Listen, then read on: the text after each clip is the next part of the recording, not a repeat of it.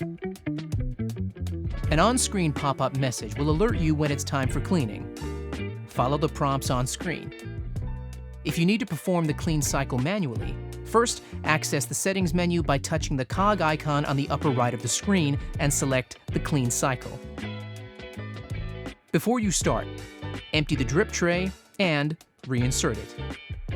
Then, to commence, insert the single-shot basket into the portafilter. Place the gray silicone cleaning disc into the basket. Place the cleaning tablet into the center. Insert and lock the portafilter into the group head, and select the right arrow on the screen to continue. Then, press Start. Once the screen indicates the clean cycle is finished, remove the portafilter. The tablet should have completely dissolved. If it hasn't, commence another cycle until it is completely dissolved.